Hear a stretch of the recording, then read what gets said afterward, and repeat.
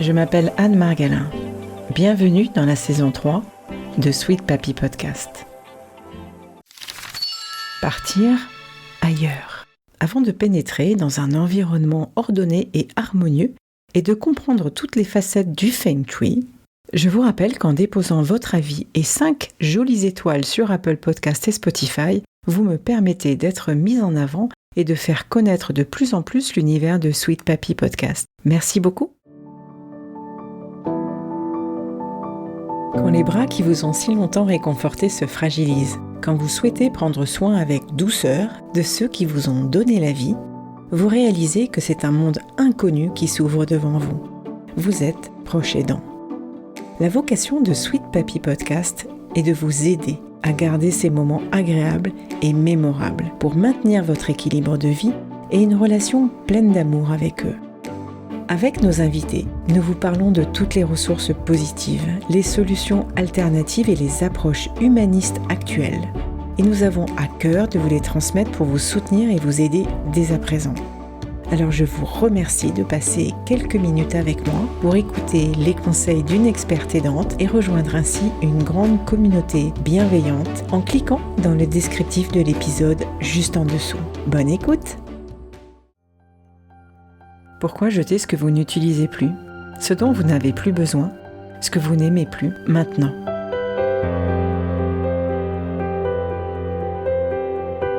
Parce que le désordre est un gros consommateur d'énergie, qu'il retient le passé et que la poussière et le Feng Shui ne font pas bon ménage chez vous comme chez vos parents en perte d'autonomie. Est-ce que l'équilibre yin-yang ou le Feng Shui chez nos parents, ça existe et peut-on le mettre en place pour plus de sérénité? On en parle tout de suite avec mon invitée Valérie Fayolle, la femme qui murmure à l'oreille des maisons.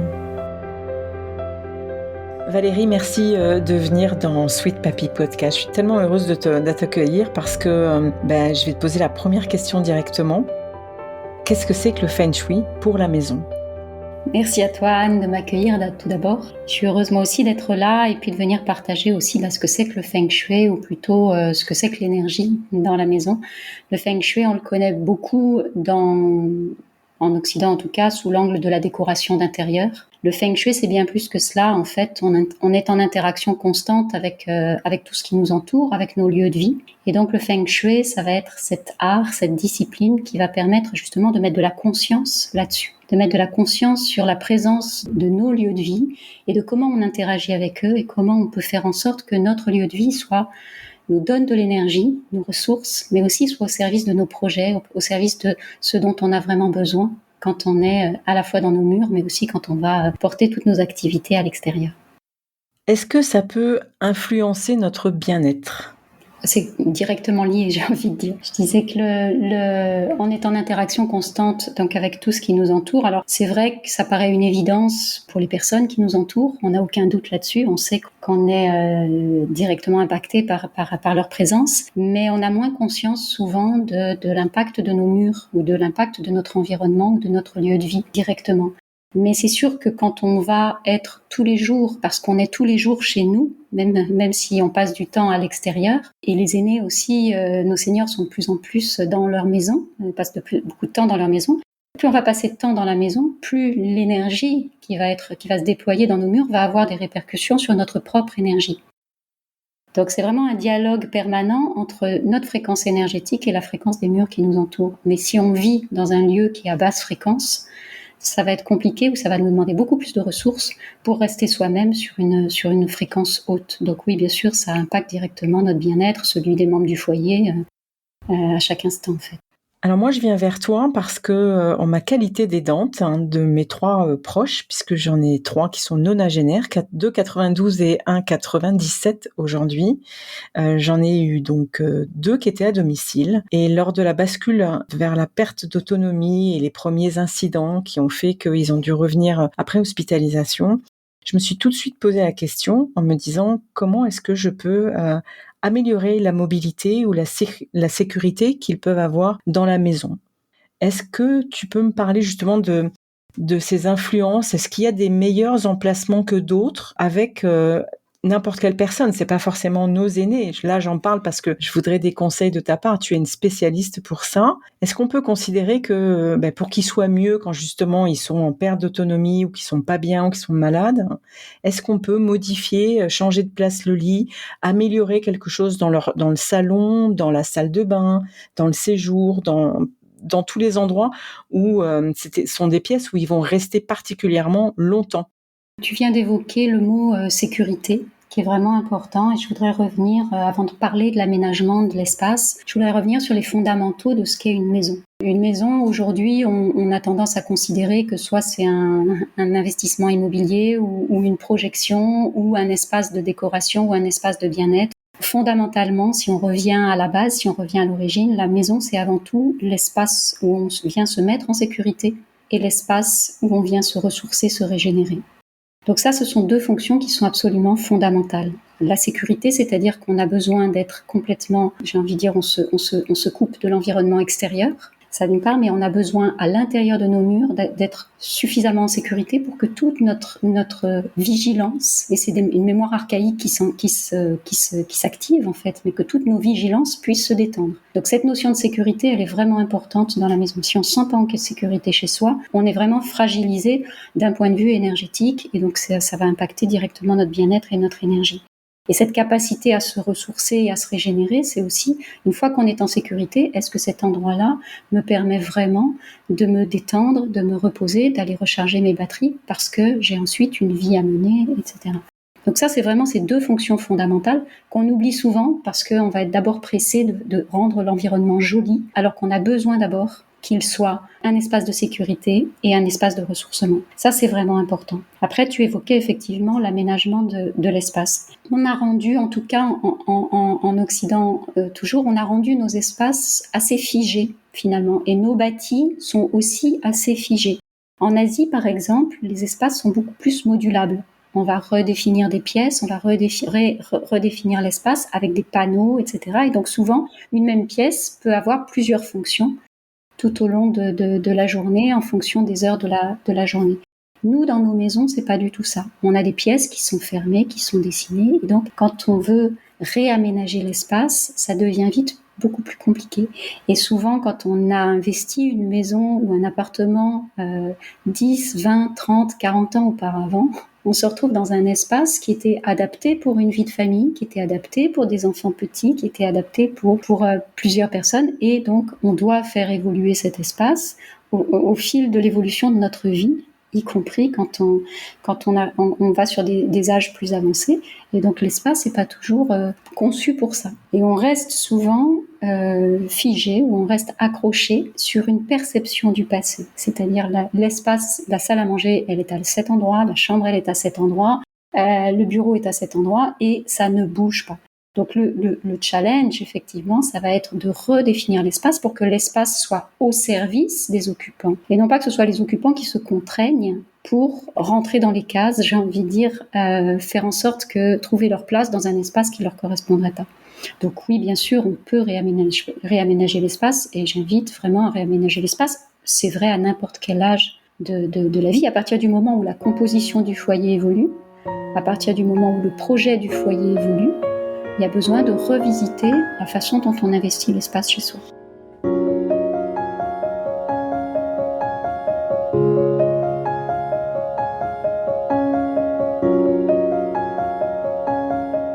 Parce que je te parlais de ça parce que c'est particulièrement important pour moi, la mobilité. Je te parlais de la mobilité au sein même de la maison parce que bien évidemment, on le sait, les chutes sont à 80% des cas entraînent la perte d'autonomie irrémédiablement. On sait qu'on a par exemple du mal à leur faire enlever les tapis dans leur maison ou dans leurs appartements pour des questions de sensations physiques parce qu'ils ont toujours froid en vieillissant, ils sont moins actifs, à bouger beaucoup moins et malheureusement quand ils bougent, ils se prennent les pieds dans le tapis et ce qui a été moi entre autres le cas pour Sweet Papy, ça a été le démarrage de la perte d'autonomie et donc la mobilité pour moi elle est importante et je suis très, très agréablement surprise, effectivement, parce que tu dis par rapport à nos faits aujourd'hui, c'est-à-dire de ne pas vouloir bouger. Si nos grands-parents ou nos parents sont dans une chambre depuis 40 ans avec le même lit, ils vont pas vouloir en bouger. Plus ils vieillissent, effectivement, plus c'est difficile de leur faire bouger un environnement dans lequel ils ont été, entre guillemets, confortables. C'est ça, c'est ce mot-là. Ils se sentent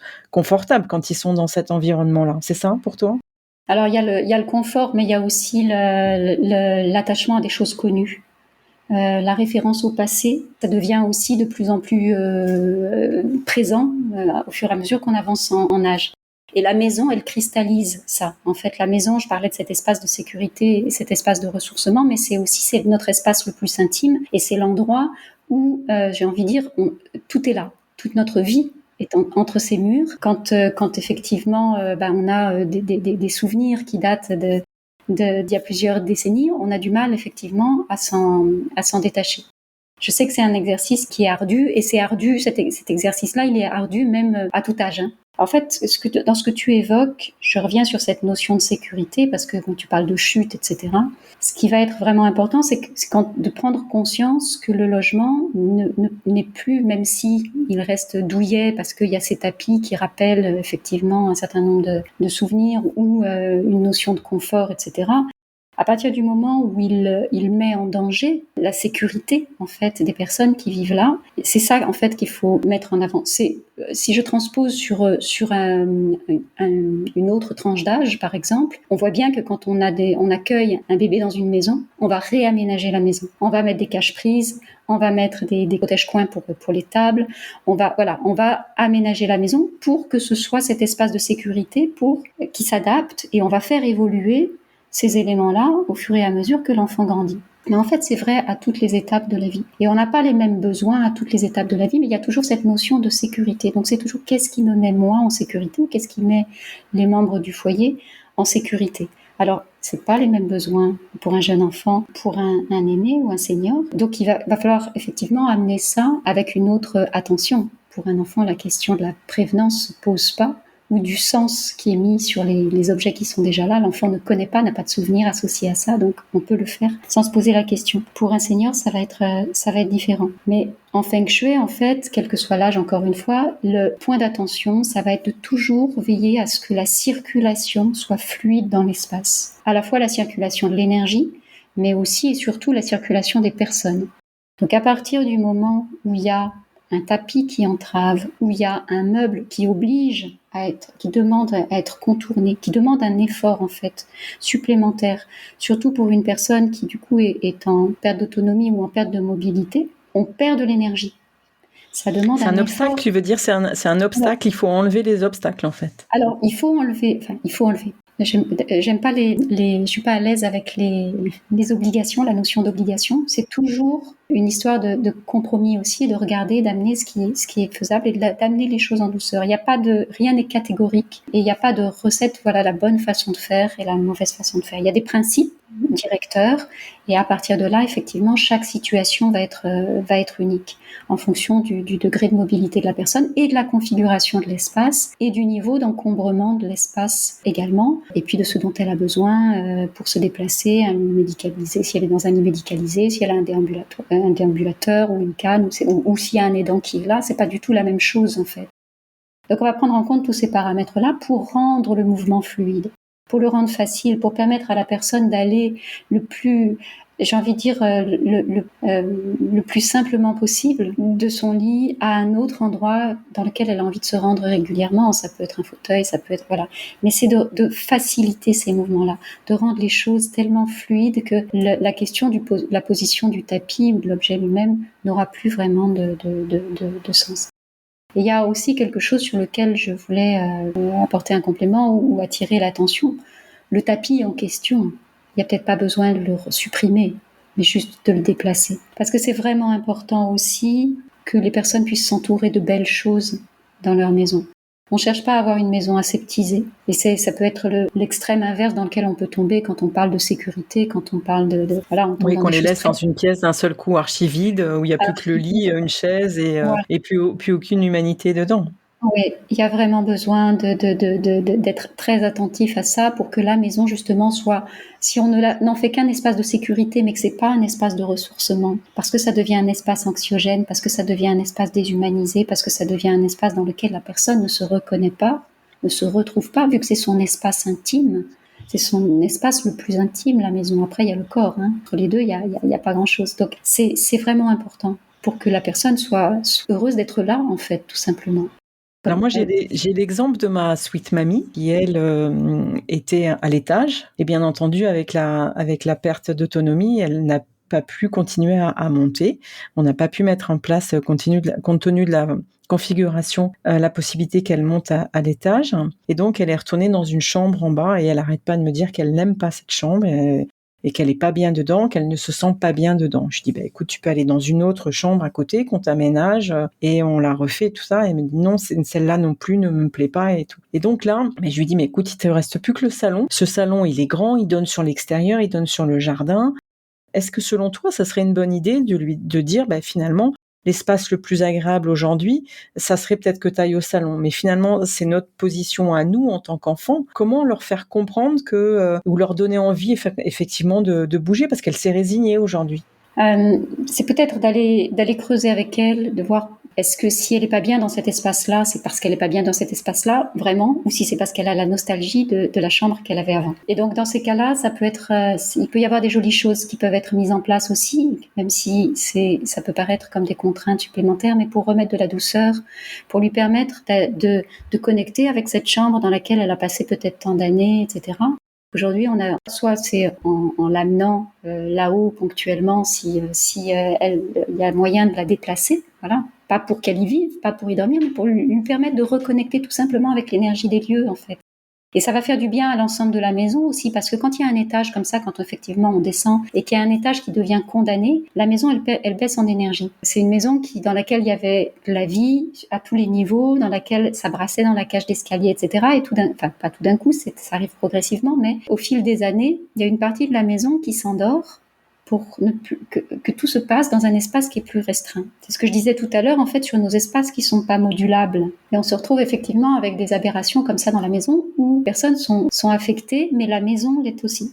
Donc comment on peut réinvestir cet espace en douceur, ou en tout cas toujours signifier qu'il est là, qu'il est présent et qu'il peut être visité, même si notre aîné n'y dort plus ou n'y fait plus sa vie entièrement pour plein de raisons. Mais donc il y a ça, et puis il y a aussi, si la personne ne peut pas se déplacer, c'est tout simplement monter à l'étage, et puis avec aujourd'hui on a nos smartphones, etc., lui faire une visio, voilà, et puis discuter avec elle en même temps qu'on est dans la pièce, et puis parce que ça va évoquer des souvenirs, parce que ça va faire remonter des jolies choses, parce que l'énergie va monter, etc. Et donc c'est rester en connexion, et là ça se passe dans l'énergie en fait, hein, c'est vraiment au niveau de l'intangible que ça se passe, mais c'est important parce que c'est aussi dans ce champ-là que nos émotions se dispensent. Donc, c'est de montrer que cette pièce existe toujours et qu'il y a la possibilité d'aller la visiter autrement, sans y dormir. Mais voilà, donc il y a voilà ces choses-là, ça a l'air de rien, mais ça peut vraiment faire sens en fait, remettre de la douceur. C'est ça en fait dont on a besoin. Aujourd'hui, c'est de remettre de la douceur justement sur ces points d'accroche. Tu parlais d'être résigné, mais c'est du coup, ça permet de faire évoluer une situation et non pas d'imposer quelque chose.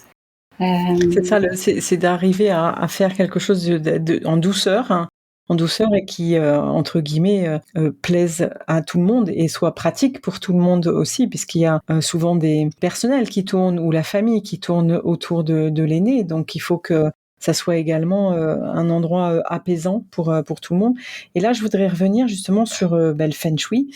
Je sais qu'il y a des emplacements ou des situations, par exemple dans une chambre, qui sont plus importants. On a toujours dit, le lit, il faut que tu le mettes dans tel sens. Et je voudrais parler justement soit à la fois des emplacements et en même temps peut-être des couleurs. Qu'est-ce qui pourrait favoriser pour un environnement apaisant selon toi? Alors écoute, quand on fait une expertise feng shui approfondie, quand je fais ce type de travail, ça va très loin et c'est du sur-mesure à chaque fois. C'est en fonction de la carte énergétique de la personne. Voilà. Donc il n'y a pas de recommandation, si tu veux, standard sur l'orientation d'un lit qui serait bénéfique pour la personne. En revanche, si on n'a pas ces informations-là et tout le monde ne souhaite pas faire intervenir un expert feng shui, et puis il y a des contraintes que tu évoquais, voilà, par rapport à certains aménagements, quand on est en perte d'autonomie. Ce qui me paraît important aussi, ce que je disais tout à l'heure, c'est vraiment de s'entourer de belles choses. Donc en fait, au niveau des couleurs, c'est ça qui va être important d'aller regarder. C'est pas tant est-ce que la couleur elle est feng shui ou pas, on peut lire plein de choses là-dessus. Moi, je pense fondamentalement qu'il faut toujours revenir à la personne. Qu'est-ce que cette personne-là a envie d'avoir sous les yeux? Qu'est-ce qui lui fait du bien? Qu'est-ce qui lui donne la met dans de la vitalité? Et non pas justement, toujours lui donner aussi la capacité de choisir, parce que tu parlais toujours tout à l'heure d'être résigné aussi. Si la couleur lui est imposée, si l'environnement lui est imposé, voilà, ça ne devient plus qu'un espace de contrainte. Et donc là, la vitalité, elle décline. Donc cette notion du choix, elle est vraiment importante. Après, la personne, ça dépend aussi si la personne peut se déplacer dans un espace, donc occuper plusieurs pièces, ou alors si elle est vraiment alitée. On va pas non plus avoir les mêmes considérations. Si la personne est alitée et qu'elle passe tout son temps à cet endroit-là, ça va être important qu'elle ait tout à portée de main, et ça va être important qu'elle ait aussi tous les objets qui l'énergisent à portée d'yeux, à portée de regard. Tu parles des couleurs, ce que tu viens de dire, ça m'a tout de suite remonté une image, c'est ma mère devant un grand placard, son placard où elle a toutes ses affaires et où tu vois que tout est trié un petit peu par couleur finalement. Et je me dis quand tu dis faut arriver à trouver les couleurs qui correspondent, qui vont avec elle, etc. Je me dis finalement tu ouvres le placard de quelqu'un, tu regardes les vêtements, tu regardes les couleurs et tu te dis finalement elle aimait bien l'orange ou elle aimait bien le violet ou elle aime bien telle et telle couleur. Il faut que j'arrive à lui refaire un environnement qui sont dans les couleurs finalement qu'elle a choisies, même à travers ses vêtements, puisqu'elle est de toutes les manières habillée avec ces couleurs-là. C'est pas forcément les couleurs qu'on porte sont pas forcément les couleurs dans lesquelles on a envie voilà ce que je voulais d'évoluer. savoir. Les couleurs qu'on porte sur soi sont pas forcément les couleurs qu'on a besoin d'avoir sur les murs. On peut s'habiller en rose et être, c'est très tendance en ce moment, mais on peut ne pas avoir envie d'être dans un environnement de rose bonbon de Barbie Girl. Voilà, de Barbie Girl en continu. Mais donc c'est pas forcément la garde-robe qui va, ou le fait d'avoir entendu la personne dire moi j'aime bien le rouge. Pas à fond repeindre la chambre en rouge, c'est pas suffisant en fait. La question, c'est vraiment d'aller demander à la personne ce qui lui fait du bien, et quand si la personne n'est pas en capacité effectivement de s'exprimer ou de donner son avis, à ce moment-là, on va aller sur des tons qui sont plutôt doux, ce qu'on appelle du yin, qui sont des énergies d'accueil, qui vont permettre en tout cas de ramener de la douceur. On va pas imposer effectivement des couleurs vives ou dynamisantes, mais si la personne est très en fonction de ce qu'a été sa vie et puis de ce qu'elle a envie de trouver autour d'elle. Donc ça, c'est vraiment important de leur redonner aussi cette capacité de choix. La notion de choix et de libre arbitre est vraiment très très présente en Feng Shui, toujours.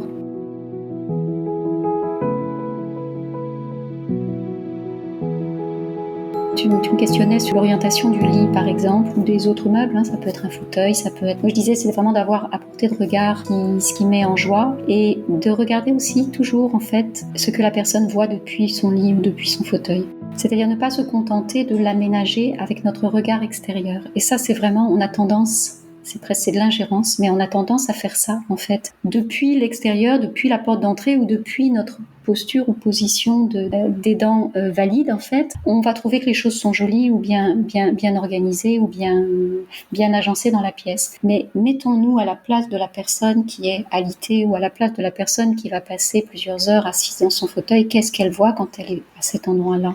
Oui, parce que le champ de vision n'est pas du tout le même. Le champ de vision n'est pas du tout le même. Et donc là, ça va être important, par exemple, de ne pas avoir la porte dans le dos. Toujours donner à la personne la possibilité de voir qui entre et qui sort de la pièce.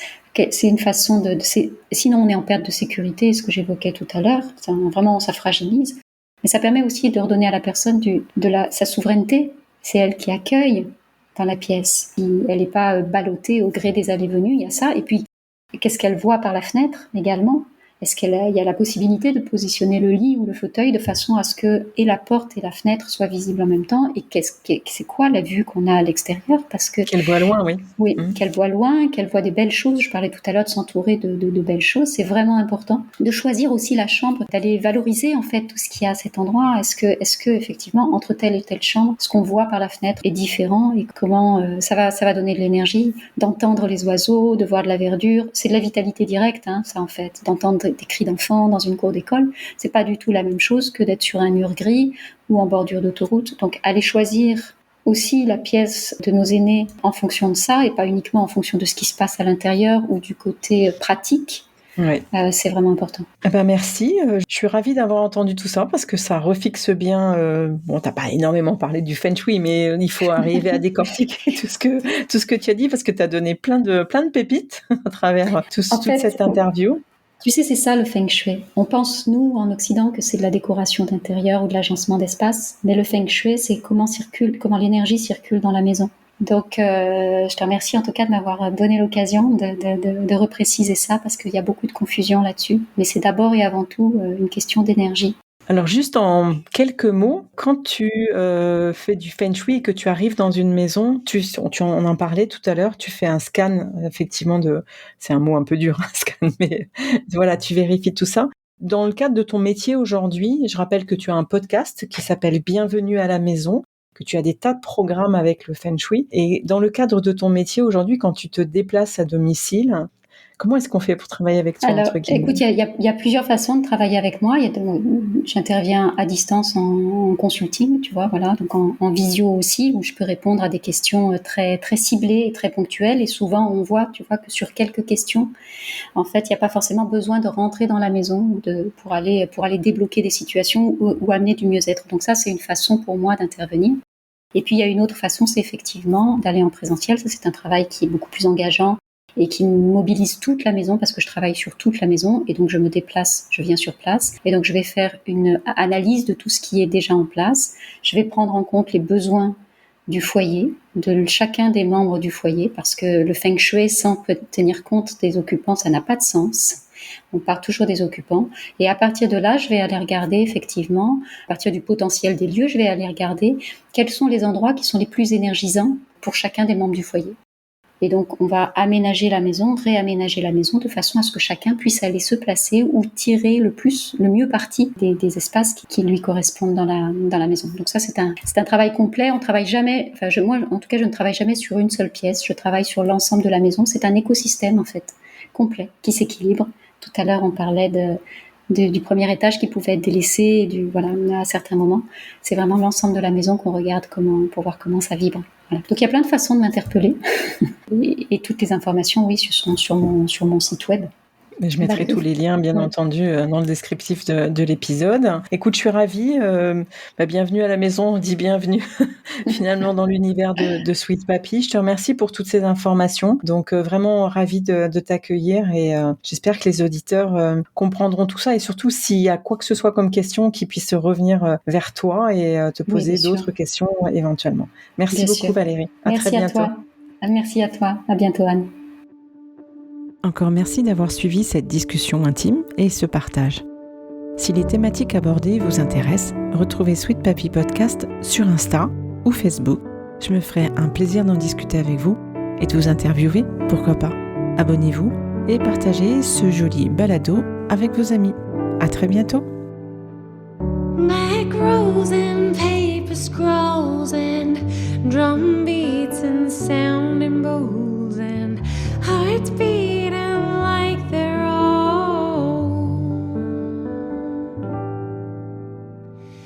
What we feel has been and past and nothing sure to ever last but you. Yeah, you.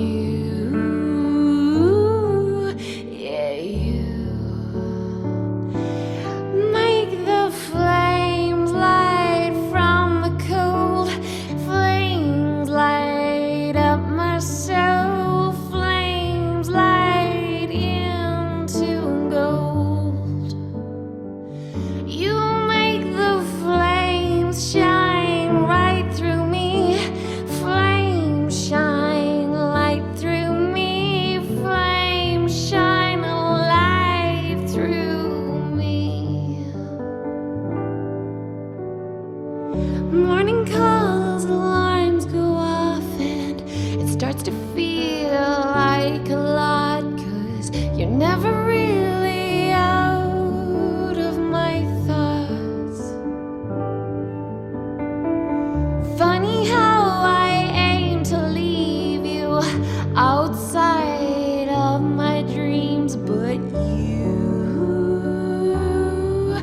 Et